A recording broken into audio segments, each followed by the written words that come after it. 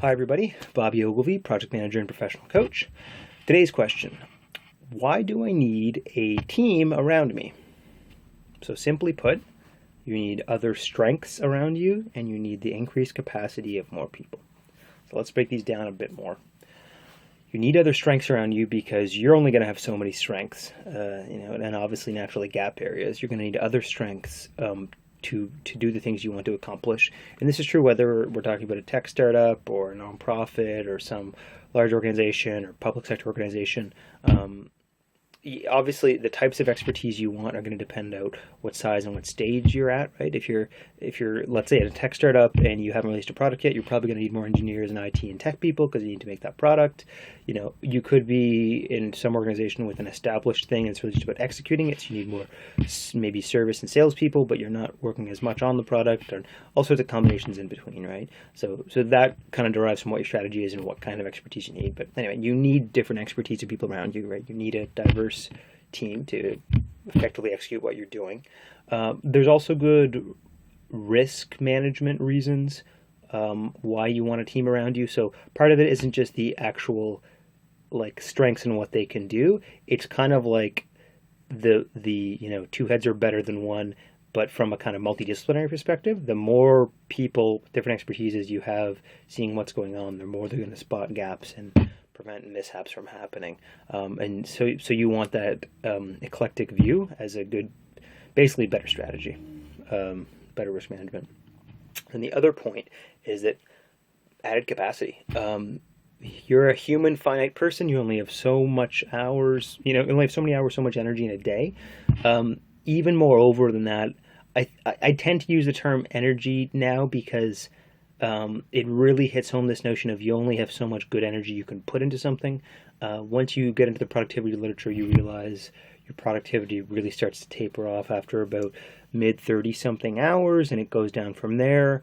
We also know there's different times of day when you're basically better at certain types of mental tasks, right? So these are all kind of dealing with this notion of unlike more blunt behavioral kind of manufacturing labor type stuff, where punishers and reinforcers work a bit more in the modern intellectual worker, innovation worker workplace. There is much more nuance to productivity and what kind of value we're getting out of it. And I think anyone too that now that we're all intellectual workers, right, will agree with the fact that it's really not about butt in seat time to make a widget. It's around putting your best productivity and best mental ability, your best clarity, your best creativity, your best whatever that is forward. And so that is not just this linear time game. Anyway, so that's kind of a tangent in the productivity end of things, but one person can only do so much. So you need other people just to build capacity, right? Even if you were just duplicating the exact same skill set, it's more people to execute on. Now, obviously, you want both these. You want diversity of skills. You can cover all the skills you need, and you need enough people to execute. This is important. This is also kind of an important kind of individual execution to kind of management perspective. Classic problem is that someone is the crack salesperson, the crack engineer, the top engineer, and then they get promoted to management. And there's all these other EQ, planning, organization-y stuff they need to do, and they're not good at it. And one of the gaps, one potential way they can create problems with themselves is they think, oh, well, before I individually did everything, I can just individually do everything now. And even if they don't, if they think explicitly that's the case, if part of their stress reaction is to do everything, that's still going to be the gravity, right? They could also, become incredibly pace setting. I'm going to be straight up and saying Marissa Mayer,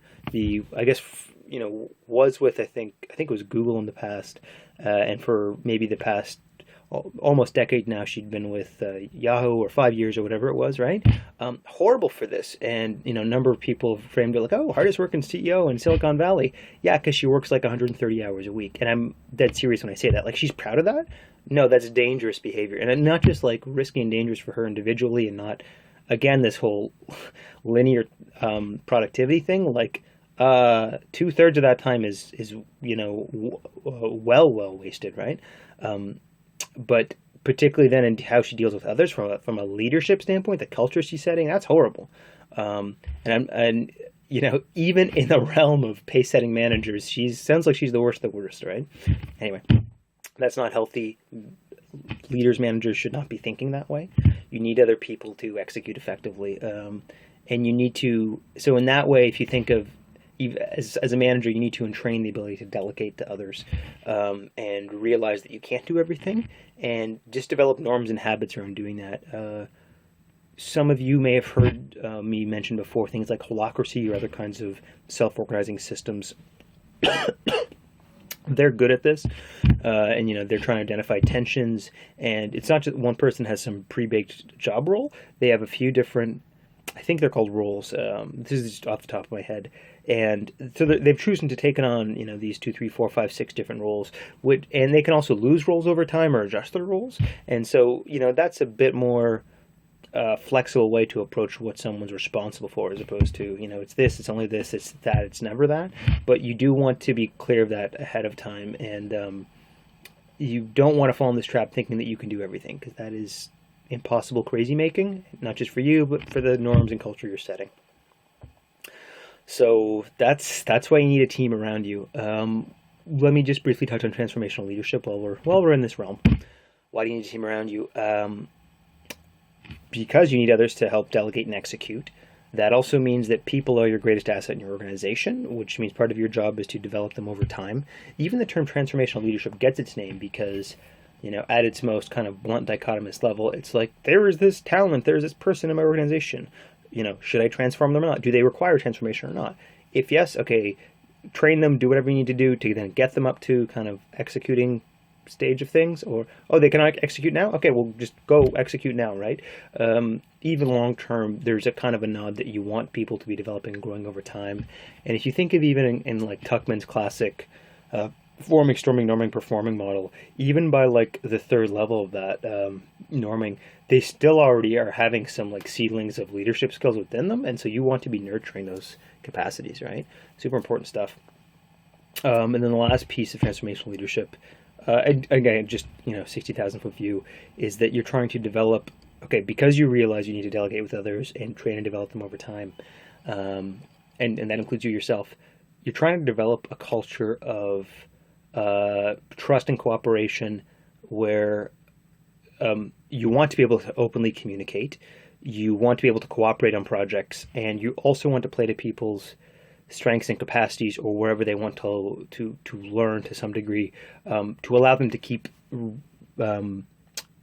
engaging basically their ability to learn and develop. And you could think of it in that way as a mastery orientation, a learning orientation, right? So that's the kind of norm, that's the culture you're trying to establish. And wouldn't that be great, right?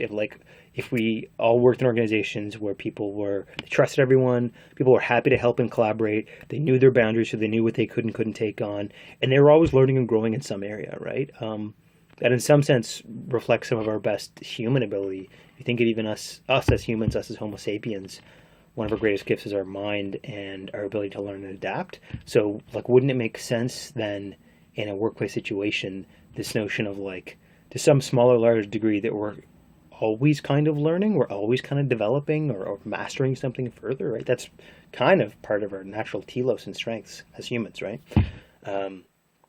So back to the initial question, why do you need a team around you?